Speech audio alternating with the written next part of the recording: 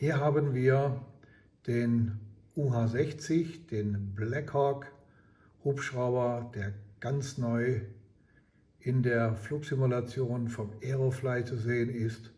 Jetzt sogar in der mobilen Version, in der neuen mobilen Version 2023. Wir sind hier bei IPAX und wollen euch mal einige Sachen zeigen, damit vielleicht für euch die Bedienung danach etwas einfacher ist. Jan, hallo, guten Tag. Kannst du uns mal ein paar Sachen zeigen? Ja, klar.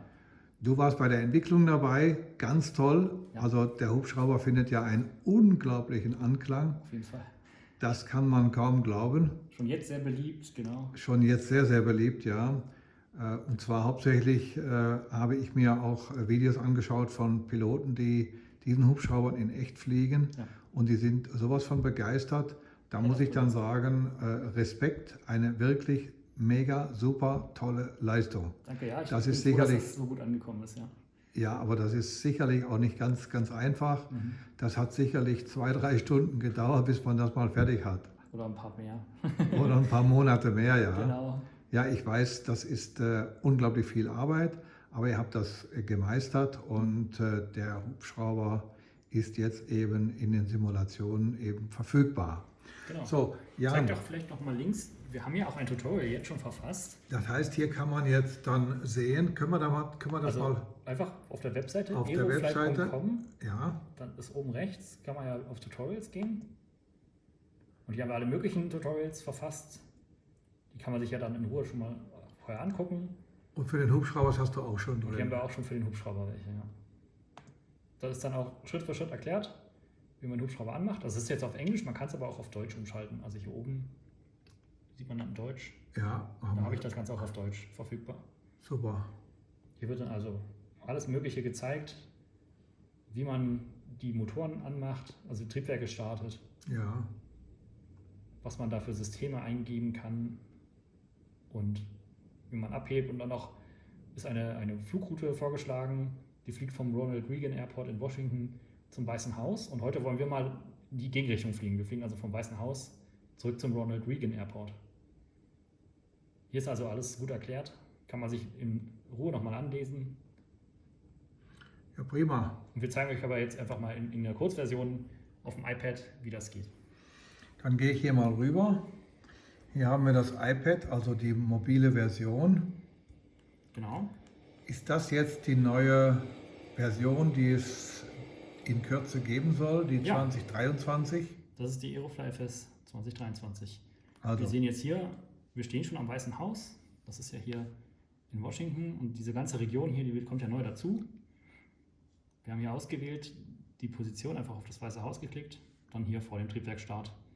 Dann laufen die Triebwerke noch nicht und wir können sie gleich starten. Und das zeigen wir euch, wie das geht. Also hier jetzt von außen gesehen, sieht man sofort da rechts neben uns das Weiße Haus. genau. Und zur Orientierung da links, Die Rotorblätter, habe ich das jetzt richtig gesehen, dass die richtig wippen? die wackeln richtig, ja. Die Die sind auch wackeln. physikalisch komplett simuliert, auch so auch bei der iPad-Version. Ja. Also das ist, jedes einzelne Rotorblatt hat viele Segmente und deswegen biegen die sich auch durch. Und da sind tausende von Körpern, die also in Echtzeit dann berechnet werden. Hier dann hinten das Washington Monument, ja. Und ganz da hinten, diese kleine rote Lampe sieht man schon, da wollen wir dann hin am Ende, das ist unser Zielflughafen. Okay. Aber dafür müssen wir erstmal die Triebwerke starten. Also noch Da steht der haben wir das Rotor oben, Rote Haus. da sieht man ja die Rotoblätter, die stehen da. Haben wir denn jetzt einen Präsidenten an Bord oder? Den haben wir hinten an Bord, der ist jetzt gerade nicht dabei. Ist noch nicht sichtbar, aber er ist schon eingestiegen, habe ich Der gehört. ist schon eingestiegen. Genau. Wunderbar. Gut, dann kann es ja losgehen. Dann können wir die Triebwerke jetzt anwerfen. Genau, um Triebwerke anzumachen. Also wir sind ja jetzt komplett vorbereitet, um die Triebwerke schon anzulassen, wenn wir diese Option vor dem Triebwerkstart auswählen. Also wir müssen jetzt wirklich nur noch hier auf diesen Knopf drücken, dann fängt das Triebwerk an zu drehen und dann diesen Hebel kurz nach vorne machen. Einfach nach vorne schieben, dann ist er so eingerastet. Ja, und hier kann ich Da sagen, kommt das ist schon sozusagen so der Gashebel, den ziehe ich auf Leer auf. Jetzt siehst du aber hier, der ist weiter vorne, der rechte ist schon weiter vorne als der linke. Wir sehen jetzt auch die Rotorblätter, das sieht toll aus. Genau. Triebwerk startet Die immer jetzt. schneller werden. Zack, zack, dreht sich hier. Und ich kann vorne auf den Displays, kann ich das auch sehen, dass hier die Triebwerke auf der rechten Seite, Die Okay. drehen sich schon, ja. Auf der linken Seite steht das noch. Gut. Und in der Mitte ist unser Rotor, der wird jetzt auch langsam schneller. Ja, dann siehst du hier, wird immer schneller. Ja. Der hat jetzt aber noch nicht genug Drehzahl, um abzuheben. Wir müssen erstmal das zweite Triebwerk noch starten. Das geht genauso wie das erste, einfach hier auf diesen grauen Schalter. Knack. Den nach vorne schieben, sodass er eingerastet ist. Dann fährt auch das zweite Triebwerk hoch. Das sieht man auch hier nochmal. Hier dreht das linke Triebwerk jetzt hoch. Ja? Und das Ja. rechte ist jetzt schon im Leerlauf. Und der Rotor ist hier oben angezeigt, der hat jetzt auch schon eine gewisse Drehzahl erreicht. So, hier hört man es auch schon hochdrehen. Ich mache es noch mal ein bisschen lauter. Ja. Jetzt sehe ich hier auf dem Display keine Warnanzeigen mehr, also alle Triebwerke sind hochgefahren, die Systeme sind an. Und auf der linken Seite sehe ich noch irgendwelche Informationen, zum Beispiel IFF Standby, das wäre jetzt der Transponder. Den Transponder müssen wir jetzt auch noch anschalten, das geht hier über diese Display-Unit. Hier unten links in der Ecke sind hier verschiedene Seiten, die man aufrufen kann. Ich drücke jetzt auf XPD für Transponder. Und auf der rechten Seite hier kann ich diese Taste auswählen, dann geht der Transponder-Mode von Standby auf Normal. Den muss ich auf Normal schalten, damit uns der Fluglotse sehen kann. Okay. Die Lautstärke könnten wir jetzt vielleicht Ich mache es wieder etwas leiser. etwas leiser machen, damit Jetzt wir... wird gleich noch viel lauter. Hier sehen wir jetzt auch noch, die Parkbremse ist gesetzt, ja, die lassen wir auch erstmal an. Und oben die APU, die läuft auch noch. Wir haben in diesem Flugzeug hier, in diesem Hubschrauber, haben wir eine Hilfsturbine hinten. Die versorgt uns mit Zapfluft und auch Luft für die Klimaanlage. Und jetzt nach dem Triebwerkstart brauchen wir diese nicht mehr. Die schalte ich jetzt also oben wieder ab. Dann gehen wir hier oben ins Override-Panel und können hier einfach sagen, APU aus. Sämtliche Schalter und Instrumente sind also wirklich dem Original so nachempfunden. Genau, das sind also genau die gleichen Schalter wie im Original. Und habe hier die Möglichkeiten, auch diese ganzen Schalter zu bewegen und zu bedienen. Und kann hier auch die Systeme halt so bedienen wie im Original. Super. Gut, also die APU ist jetzt ausgeschaltet. Man hat es vielleicht kurz gehört, jetzt ein bisschen runtergespult, hat man gehört, dass es jetzt leise ist. Jetzt müssen wir noch die Rotordrehzahl erhöhen. Wir haben ja jetzt immer noch Leerlauf auf den Triebwerken. Und das machen wir mit diesen beiden Hebeln hier oben. Also die haben wir jetzt am Anfang schon auf Leerlauf gestellt für das Triebwerk zum Anlassen. Und die schieben jetzt beide ganz nach vorne. Und was passiert dann, wenn man die nach vorne schiebt? Dann hörst du, wie die Drehzahl schon hochgeht. Ja, aber der Hubschrauber hebt dann noch nicht ab. Der hebt noch nicht ab. Das ist jetzt nur, dass der Motor genug Treibstoff hat, um automatisch, also der hat einen automatischen Regler in dem Triebwerk drin. Wenn ich Leistung von dem Triebwerk abverlange, indem ich diesen Collective-Hebel nach oben ziehe, mit dem verstelle ich alle Rotorblätter, sodass sie mehr Auftrieb produzieren. Wenn ich das mache, dann braucht das Triebwerk mehr Leistung, um die Drehzahl zu erhalten, und das macht er automatisch für mich. Also ich muss mich nicht darum kümmern, dass der Rotor zu schnell oder zu langsam ist, das macht er im Prinzip von selbst. Das Einzige, was ich mache, das kann man von außen nochmal vielleicht sehen, wenn ich jetzt hier am Collective-Hebel ziehe, das wäre hier dieser Hebel links, Ja. dann verstelle ich die Blätter so, dass sie mehr Auftrieb produzieren. Ja? Du siehst Da auch, wird wie also sie der jetzt schon langsam Anstellwinkel, hochgehen. ja, oh, da sieht man es deutlich. Mach das nochmal. Ja. Und wenn ich das Also tue, da wird der Anstellwinkel der Rotorblätter praktisch verstellt, sodass der Hubschrauber dann abheben kann. genau, wenn ich das tue, muss ich halt mehr Leistung auf dem Triebwerk haben, aber das macht der Triebwerksregler für mich automatisch. Okay. Und ich würde ja sagen, weil ich jetzt gar nicht weiß, wie dieser Hubschrauber zu fliegen ist, ich lasse mal den Autopiloten das Ganze fliegen. Der hat nämlich einen automatischen Schwebeflugmodus. Den muss ich hier anschalten. Ja, die meisten Hubschrauber haben ja keinen Autopiloten. Genau, dieser hat aber einen Autopiloten, mit dem man komplett Auch fliegen in kann. echt. Der hat auch in echt so einen, ja. Und kann dann automatisch schweben zum Beispiel. Ja, wenn ich jetzt hier auf HVR drücke, wie Hover, dann geht er in diesen Hover-Modus. Und wenn jetzt ein starker Wind von rechts kommt, Das würde er dann ausgleichen. also der würde trotzdem auf der Stelle stehen bleiben. Genau. Und ich habe ihn ja jetzt angeschaltet und noch ist er nicht aktiv, weil wir noch keine Höhe hochgedreht haben. Also jetzt ist er noch auf dem Boden. Und hier sieht man dann aber auch dieses Kreuz. Das würde uns dann zeigen, wie schnell sind wir gegenüber von dem Boden. Und wenn ich Seitenwind habe, würde ich ja wegdriften und der würde dann automatisch gegenhalten, damit diese Nadeln hier wieder in der Mitte sind. Okay, das ist interessant. So, jetzt würde ich sagen, erhöhen wir mal einfach die Flughöhe. Ich tippe hier drauf und drehe an diesem Ring. Setze mal auf 20 Fuß. Dann siehst du, wie jetzt der Autopilot automatisch Macht er jetzt schon selber. Das macht er alles selber. Ja. Kann man das jetzt nochmal von außen sehen? Ja, so sieht das aus. Also ich muss jetzt nichts machen, das macht der Autopilot für mich. Ja. Und das Abheben könnten wir jetzt auch nochmal sehen, das wurde alles irgendwie auch aufgenommen. Da muss man Ja. auf Pause gehen hier. Gehe auf Pause, dann kann Dann ich das haben wir nochmal. unten, okay, nochmal vielleicht Nochmal bis abspielen. okay, jetzt von ab da vielleicht nochmal. Da hebt er ab. Das macht er aber alles über den Autopiloten jetzt. Richtig. Super. Okay, Und wenn ich hier wieder auf Pause drücke, sind wir ja wieder im Flug. Ich kann jetzt hier aber auch noch ein bisschen den Heckrotor steuern. Also hier kann ich zum Beispiel die Richtung vom Rumpf ausrichten. Jetzt okay, ja. so auf der Stelle schon rumdrehen, während der Autopilot an ist. Der Autopilot hält uns also nur links, rechts oder vor und zurück. Und ich kann aber trotzdem die Richtung hier steuern mit unserem Heckrotor. Pass auf, dass du nicht zu dicht ins Weiße Haus rankommst. Ja, da werden die böse, glaube ich. Ja. Das gibt Ärger. Dann würde ich sagen, wir fliegen mal in die Richtung weg. Okay, Und jetzt kann ich am Autopiloten hier unten links. machst du das jetzt mit dem Autopiloten? Ich lasse das jetzt mal den Autopiloten fliegen, ja. Okay. Und die Richtung, woher weiß er jetzt, welche Richtung er fliegen soll?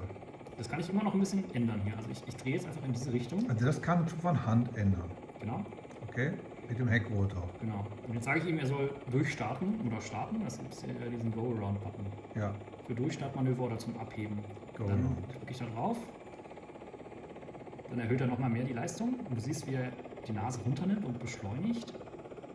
Gleichzeitig zieht er immer mehr Collective-Hebel. Und so fangen wir an zu steigen. Und er erhöht immer die Geschwindigkeit. Also hier auf dem Display siehst du jetzt hier, wie die Vorwärtsgeschwindigkeit langsam steigt. Ja, der leichte Windböen drauf, deswegen wackelt das ein bisschen. Aber hier siehst du die Fahrtgeschwindigkeit immer weiter 27, steigen. 28 Knoten. Und auf der rechten Seite hält er hier eine Vertikalrate von ungefähr 750 Fuß pro Minute. Jetzt gerade 800 Fuß pro Minute, genau. Das ist schon gutes Steigen, aber der Hubschrauber ist natürlich auch extrem leistungsfähig. Jetzt, bevor wir da reinfahren, in unser Washington Monument, würde ich jetzt sagen, wir gehen noch mal ein bisschen mit dem Heckrotor nach rechts. Reinfliegen bitte. Reinfliegen, ja, genau. Okay, haben wir geschafft. Hier oben rechts in der Information sehe ich jetzt gerade, ich habe Was die ist das da Parkbremse. unten, was wir da sehen? Was denn? Das, Diese ja. Kabel, ja? Oh, das weiß ich gerade nicht. Müssen wir nochmal auf der Karte gucken nachher. Okay. Zeige ich dir dann. Ich sehe hier oben rechts in meiner Fluginformation noch, dass wir noch die Parkbremse anhaben. Das mache ich jetzt mal lieber aus. Ja? Ja, Nicht, dass wir die vergessen für die Landung. Das ist hier unten in der Mitte. das kommt nicht Ja. gut bei der Autorotationslandung. Nee, das ist schlecht. Ja. Hier kann man die Parkbremse an. Okay. Also sie muss unten sein, dann ist sie aus. Man kann das auch nochmal kontrollieren. Hier auf dem Display wollte Ja. dann nur noch, hier sind irgendwelche Lichter an, ja, die Suchscheinwerfer und Landescheinwerfer sind an, aber hier sehe ich keine Parkbremse mehr, also die ist jetzt aus. Gut, dann würde ich sagen, soll der Autopilot für uns mal noch mal die Höhe halten. Da tippen wir einfach hier kurz auf Altitude.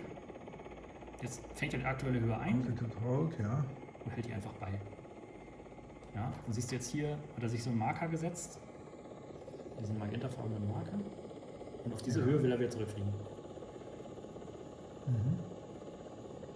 1340 Fuß. Genau. Und ich kann auch dem Autopilot sagen, er soll jetzt mal wieder ein bisschen schneller fliegen, hier unten links. Da habe ich ja die volle Kontrolle. Ich kann jetzt hier, wenn ich diesen Knopf drücke, wo oben drüber Airspeed steht, kann ich den so drehen und ihm sagen, er soll jetzt zum Beispiel bei 100 Knoten schnell fliegen. Okay. Ja, Dann müsste es dann hat hier. sich auch hier dieser Referenzwert geändert, 100 Knoten, und er wird jetzt hier die Fahrtgeschwindigkeit erhöhen bis auf 100 Knoten. Das sehen wir hier. Da kann man auch rausgucken und sehen, wir werden immer schneller. Und hier rechts ist auch schon der Washington Ronald Reagan Airport. Und da wollen wir landen. Da wollen wir landen, ja.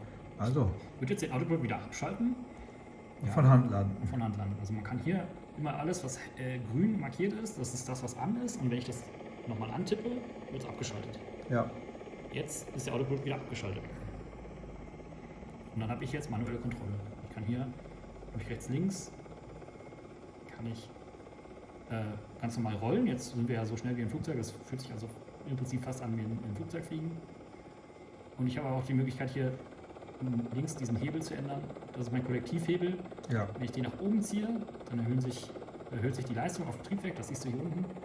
Und auf diesen ganzen Weil sich die Triebwerkanzeigen. Rotorblätter mehr anstellen. Genau. Weil Dann ich kann mehr ich sagen, Pitch ich soll gebe. steigen. Und wenn ich die nach unten nehme, wenn ich Ja, langsam dann- nach unten fahre, dann fängt der Hubschrauber auch an zu sinken. Ja, wir wollen ja jetzt runter. Genau. Ich würde hier bei diesem Hebel nicht viel weiter runtergehen als ungefähr 15% oder so. sieht Das man wird jetzt hier schwer. angezeigt, das sieht man schlecht. Ich gehe mal in die Außenübersicht, ja. Also wenn ich hier, würde ich ungefähr 15%, nicht weniger als 15% machen, sondern immer drüber bleiben. Sonst Okay. haben wir das Problem, wenn wir sinken, dass tatsächlich, Das zu wenig ist. dann sind wir wie in einer Autorotation. Ja. Dann habe ich also nicht mehr Leistung anliegen an dem Rotor, sondern dann funktioniert der Rotor wie eine Windmühle. Und dann kann er zu schnell werden, wenn ich hier zu wenig Leistung von dem Rotor abverlange. Also ich muss den Kollektiv immer ein bisschen positiv lassen, sonst habe ich im Prinzip eine Autorotation eingeleitet. Mhm. Genau. Und so kann ich auch, wenn ich jetzt von hinten gucke, relativ einfach fliegen. Das ist tatsächlich sehr einfach zu steuern. Das hat ja auch ein Fly-by-Wire innen drin oder zumindest eine Stability Augmentation System drin. Sie unterstützt mich die ganze Zeit und hält im Prinzip die Fluglage, sobald ich alles loslasse, würde der geradeaus weiterfliegen. Oder Das heißt, die ich Fluglage steuere halten. nie direkt den Hubschrauber, sondern eigentlich habe ich mehr sowas wie ein Kommandogerät Genau. und der Hubschrauber wird immer von einem Rechner, von einem Computer kontrolliert und gesteuert eigentlich. Ja, genau. Und ich sage ihm jetzt im Prinzip, er soll eine gewisse Drehrate fliegen, also ich kann eine Rolle, also weiter rollen, ja, oder weniger, und er hält dann nach dem Loslassen einfach diese zuletzt eingestellte Position. Was ein normaler Hubschrauber so nicht machen würde oder könnte. Genau, den müsste ich immer permanent wieder ausgleichen. Okay. So, wo ist jetzt der Flugplatz? Da vorne kommt er Ah, und ich fliege jetzt im Moment ungefähr so 60, 70 Knoten für diesen Anflug. Ja. Wir haben natürlich als Hubschrauber die Möglichkeit, einfach oben drüber zu fliegen. Das machen ja die Flugzeuge normal nicht, die müssen ja mal auf die Landebahn. Wir können uns aber auch jetzt nochmal das Flughafengebäude ganz im Detail angucken. Und da fliegen wir einfach mal drüber, würde ich sagen. Dafür brauchen wir natürlich eine Freigabe im Original. Aber wir sind ja, der Präsident der Vereinigten Staaten ist ja mit dabei. dann kann man das immer machen. Wir dürfen das. Genau. Und um langsamer zu werden, muss man natürlich auch ein bisschen die Nase hochziehen. Ja? Und dabei lasse ich aber ein bisschen Schubhebel hier links, Collective-Hebel drin. Weil sobald wir langsamer werden, passiert das so, dass der Rotor durch seinen eigenen Abwind fliegt. Und wenn das passiert, dann haben wir weniger Auftrieb. Also hier sind wir jetzt so langsam, dass der Rotor seinen eigenen Abwind immer wieder selber sieht und die Luft immer weiter zirkuliert und dadurch verlieren wir Auftrieb. Oh, deine Batterie ist fast leer. Ich glaube, da müssen wir mal kurz Pause machen. Ja, weiter geht's. Jetzt hatten wir ein kleines Problem mit dem Akku, aber das Ladegerät ist angeschlossen und schon geht's weiter. Genau. Ja, nach ein paar Stunden Aufnahme kann man auch mal sagen, dann darf das iPad auch leer sein. Ja, wir haben ja heute so einiges gedreht. So, wir sind jetzt hier angekommen am Ronald Reagan Airport und ich gehe nochmal zurück ins Cockpit. Ja, Das kann man ja ganz jetzt gut da sehen im rausschaut nach Schwebeflug, ja. rechts. Was haben wir denn da?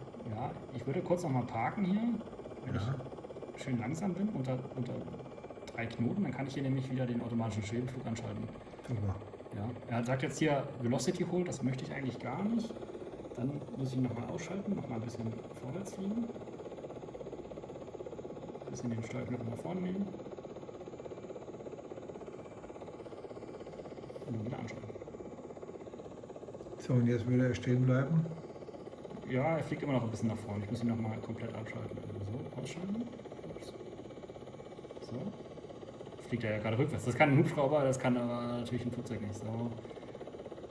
Ich kann einmal kurz hier langsam stehen bleiben.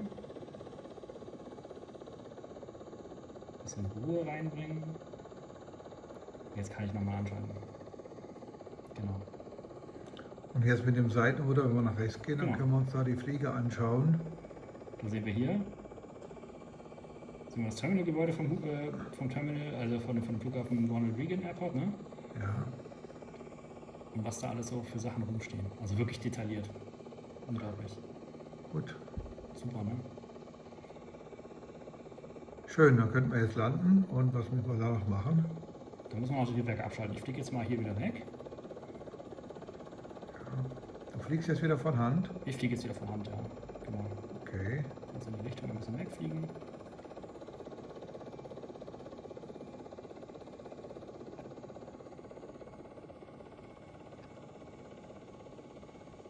Man hört auch hier wirklich, das klingt ja wirklich toll, finde ich. dieses Blätterknattern, also das kann ich mir den ganzen Tag anhören. Das sieht ja aus dem Cockpit auch aus wie beim echten Hubschrauber. Das ist ganz toll. Total teuer. Was wir natürlich mit dem Hubschrauber, mit dem UH-60 jetzt können, wir können ja einfach so aufsetzen wie so ein Flugzeug. Das kann natürlich ein normaler Hubschrauber mit Kufen so nicht. Jetzt sind wir noch ein bisschen schnell, ich werde noch mal ein bisschen abbremsen. Also die Nase hochziehen. Ja, da rechts ist der Taxiway, da will ich jetzt mal drauf landen. So, und jetzt senke ich langsam die Collective, weil jetzt sind wir auf dem Boden. Ja? Und wir rollen aber jetzt wie so ein Flugzeug. Ja? Und das ist was dieser Hubschrauber kann, was die anderen nicht gut können. Ich kann hier ja einfach um die Kurve fahren. So. Also der kann auch auf dem Boden mehr oder weniger fahren. Ja, genau. Sehr gut. Toll, oder? Also das ist ja wirklich Ja. das Feature. Der muss also gar nicht abheben und kann sich trotzdem bewegen. Genau. Muss noch ein bisschen aufpassen, weil man am Boden rollt. Das ist mir gerade passiert. Ich bin ein bisschen umgekippt. Man muss natürlich trotzdem, darf man nicht zu viel Leistung geben, sonst hebt man einfach wieder ab. Ja, also wenn ich jetzt hier links zu viel gebe, dann würde er natürlich trotzdem irgendwann wieder einfach abheben. Ja. Super.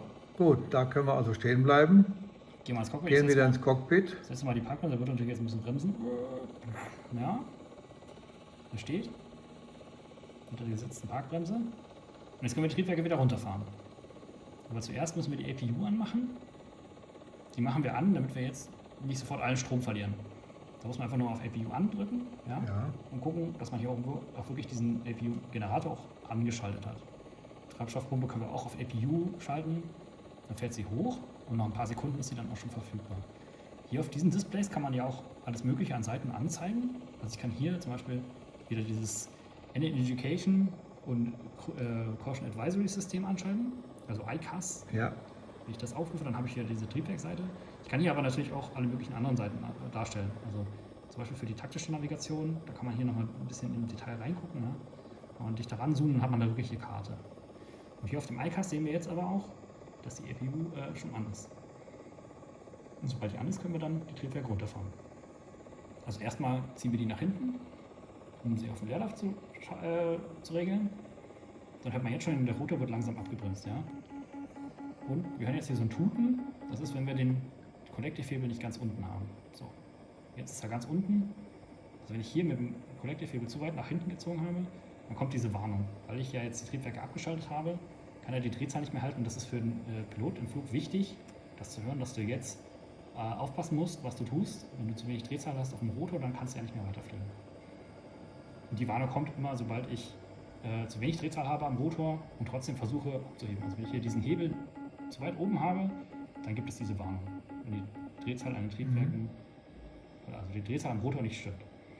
So, die Triebwerke sind ja jetzt auf Leerlauf und um sie abzuschalten, muss ich hier oben auf diese kleine schwarze Fläche drücken. Das ist so eine Verriegelung.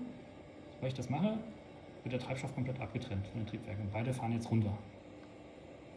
Jetzt sind die Triebwerke komplett aus. Die fahren jetzt runter, genau. Und die Rotoren werden entsprechend langsamer werden. Genau, der Rotor läuft jetzt noch langsam aus. Es kann auch einige Zeit dauern, bis der wirklich zum Stillstand kommt. Und wir haben aber auch die Möglichkeit, dafür gehe ich am besten in die andere Kamera, auf die Seite vom Co-Piloten.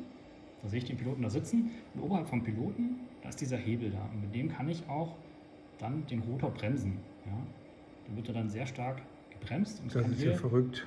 Doller bremsen oder weniger bremsen. Und so, siehst du jetzt schon, er ist sehr, sehr viel langsamer geworden. Ja. Ja? Und ich muss es so versuchen, dass der möglichst mit einem Blatt vorne stehen bleibt. Das gelingt mir nicht immer. Und jetzt seht ihr, es steht hier einigermaßen gerade. Gucken wir nochmal von außen. So, ja, so ist das ideal, weil dann für den nächsten Triebwerkstart geht hier die Abluft von dem Triebwerk am Rotorblatt vorbei. Sonst kann das ja, wenn das Rotorblatt direkt über dem Triebwerk wäre, so sein, dass die heiße Luft direkt unter dem Rotorblatt sich fängt und dann kann das auch den Rotor beschädigen. Was keiner will. Deswegen wollen wir das so, dass es möglichst gerade ist. Super. Wunderbar. Okay. Genau, und als letztes kann man jetzt, wenn wir noch alles abschalten wollen, man kann hier auf diesem Bildschirm, da ist oben so ein Ausschalter, tippt man die einfach an, macht man ja raus. So, dass die Bildschirme auch aus sind. Zack, zack. Genau, da sind alle richtigen Stellen drin. Dann sind die aus und dann kann man auch oben noch die EPU wieder ausschalten. Hört man sie auch runterfahren, ne? Ja. Gibt noch ein paar Warnungen, weil jetzt gar kein Strom mehr da ist. Das ist erwartet. Ja? Die Treibstoffpumpen aus.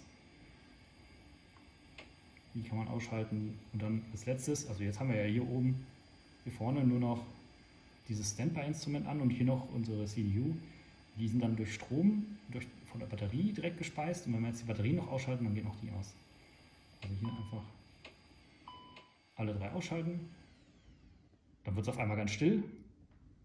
Alles ist dunkel und alles ist still. Sind wir wieder im Puls Tag. Dann können wir jetzt Feierabend machen. Okay, wunderbar. Super. Ich hoffe, es hat euch gefallen. Ihr habt was dabei gelernt. Und genau, schreibt uns doch in die Kommentare, falls ihr noch Fragen habt. Ansonsten war es das erstmal von unserer Seite für heute. Also du hast das auf jeden Fall sehr schön erklärt. Das fand ich ganz toll. Und dann kann ich ja vielleicht auch mal sowas fliegen. Genau. Du musst noch das Video ein paar Mal angucken, dann weißt du Bescheid. Genau. Damit vielen Dank, Jan. Gerne. Und den Zuschauern einen schönen Tag noch und bis zum nächsten Video. Auf Wiedersehen. Tschüss.